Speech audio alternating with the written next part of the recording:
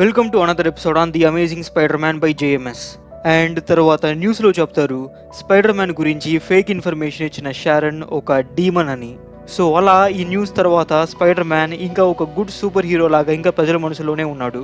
And next మీరు చూడొచ్చు, so Peter ఇంకా ఒకటే అనుకుంటున్నాడు, తనకి పవర్ సైన్స్ ద్వారానే వచ్చాయని. సో ఇజకిల్ ఇలా మాట్లాడతాడు, పీటర్ నాకు తెలుసు నువ్వు సైన్స్ని ఒకటే నమ్ముతావని, అండ్ నువ్వు ఇంకా నమ్మడం లేదు నీ పవర్స్ టోటమిస్టిక్ అని. నేను నిన్ను అర్థం చేసుకోగలను, కానీ నీకే తెలుసు నువ్వు రోజు థండర్ గాడ్స్తో సార్సరర్ సుప్రీమ్స్తో తిరుగుతావు. అసలు సైన్స్కే సంబంధం లేని వాళ్ళందరితో నువ్వు తిరుగుతూ ఉంటావు, కానీ దీన్ని నమ్మలేవా? సో పీటర్, నేను చెప్పాలనుకునేది నీకు ఒక్కటే, నీ విషయంలో జరుగుతున్న వాటిని కాస్త సూక్ష్మంగా గమనించు. నువ్వు అలర్ట్గా ఉండకపోతే నెక్స్ట్ వచ్చేదానిని అసలు తట్టుకోలేవు. చూడు ఇజకిల్, నా జీవితంలో జరుగుతున్న ఈ వింతలను నేను నమ్మను అని చెప్పను, కానీ నేను ఇలానే పెరిగాను, నన్ను ఏది మార్చలేదు. నాకు తెలుసు పీటర్, నేను నీకు సహాయం చేయాలని ట్రై చేస్తున్నాను. చూడు పీటర్, ఇంపార్టెంట్ థింగ్స్ అనేవి ఎప్పుడు మూడుగా వస్తాయి, అంటే అమ్మ, నాన్న, పిల్లలు, childhood, adulthood and old age. And ఇప్పటి వరకు నీ స్పైడర్ నుండి చూస్తే నువ్వు రెండింటినే కలుసుకున్నావు, మోర్లాన్ మరియు శత్రాని. అయితే ఇంకోటి ఉంది, అది వీటికన్నా భయంకరంగా ఉంటుంది. అది ఎప్పుడు ఎలా ఏ విధంగా వస్తుందనేది నాకు తెలీదు, కానీ నాకు ఒక్కటే తెలుసు, నువ్వు అప్రమత్తంగా జాగ్రత్తగా ఉండాలనేది. మనం ఇంకా మాట్లాడుకోవచ్చు పీటర్, కానీ ఇప్పుడు కాదు. నేను నీ మార్గాన్ని ఫాలో అవుతున్నా పీటర్, ప్రజలకు మంచి చేసే పనులను నేను చేస్తున్నాను.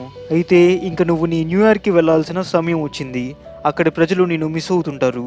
సో అలా ఇజకిల్ పీటర్ని న్యూయార్క్కి పంపుతాడు. సో గైస్, చెప్పేది వినండి.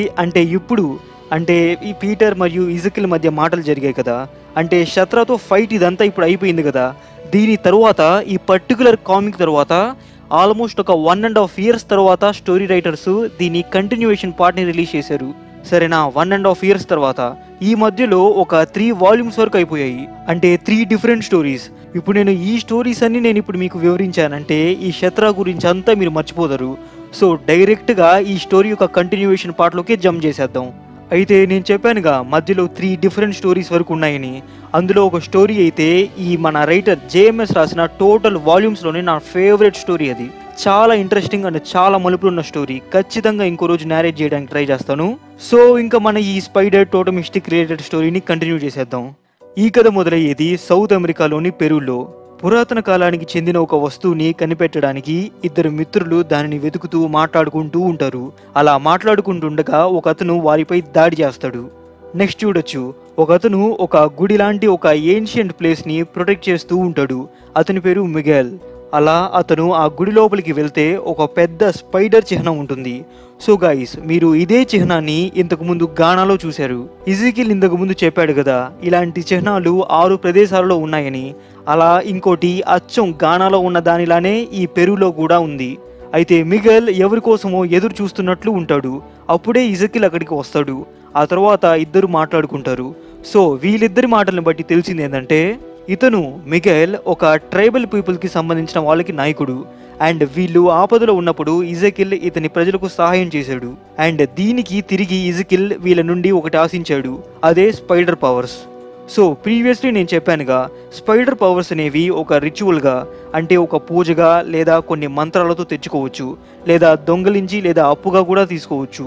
సో అలా మిగెల్ సహాయంతో ఇజకిల్ ఫస్ట్ నుండి పవర్స్ ఇలానే తెచ్చుకున్నాడు.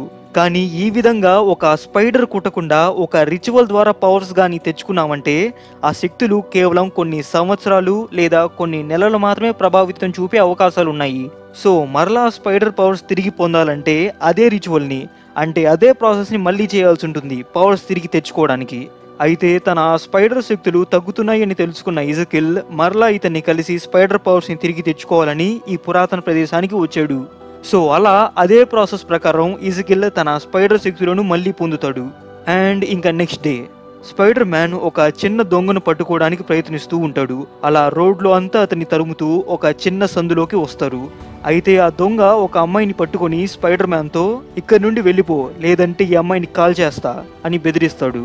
అయితే ఎలాగైనా అమ్మాయిని కాపాడాలని కొంచెం కొంచెంగా స్పైడర్ మ్యాన్ ఆ దొంగ ముందుకు వెళ్తుంటాడు. అయితే ఆ దొంగ కూడా నా దగ్గరికి రాకు అని సడన్ గా గన్ ఫైర్ చేస్తాడు. అయితే అప్పుడే వెనక నుండి బలంగా అతన్ని ఎవరో కొట్టడంతో బుల్లెట్ ఆ అమ్మాయికి తగలదు. అయితే ఆ వెనక నుండి కొట్టింది ఎవరో కాదు, ఇజకిల్. ఇజకిల్ అలా కిందపడి ఉన్న దొంగ మీద కాలేసి ఒక జెర్రీని బొద్దింక నలిపినట్టు అతని గొంతు మీద కాలేసి బరాబరా నలిపేస్తుంటాడు. తరువాత ఆ దొంగని పైకి లేపి తన 2 వేళ్లతో ఆ దొంగ యొక్క కళ్ళు పొడి చేసే లోపలే స్పైడీ అతన్ని ఆపుతాడు. అంటే ఇజకిల్ అఫ్ కోర్స్ కాస్త కఠినంగానే ప్రవర్తిస్తున్నాడు. అండ్ స్పైడీ అసలు ఎంతటి దొంగతోనైనా రూడ్గా మాత్రం బిహేవ్ చేయడు. ఇంకా ఇజకిల్ని ఆపి ఆ దొంగని పోలీసులకు అప్పగిస్తాడు స్పైడీ. ఇంకా కట్ చేస్తే రాత్రవుతుంది. పీటర్, నీ పవర్కి సూపర్ న్యాచురల్గా ఎనిమీస్ని అట్రాక్ట్ చేసే గుణం ఉంది. అయితే పవర్ అనేది కొంతమంది కావాలనుకుంటారు, ఆ పవర్ని కొంతమంది ఇవ్వాలనుకుంటారు. అయితే కొంతమంది ఆ పవర్ని కంట్రోల్ చేయగలరు కూడా, వాళ్ళే గేట్ కీపర్స్. సో ఇజకిల్ ఇలా అంటాడు, నీ స్పైడరే నీ టోటెం పీటర్.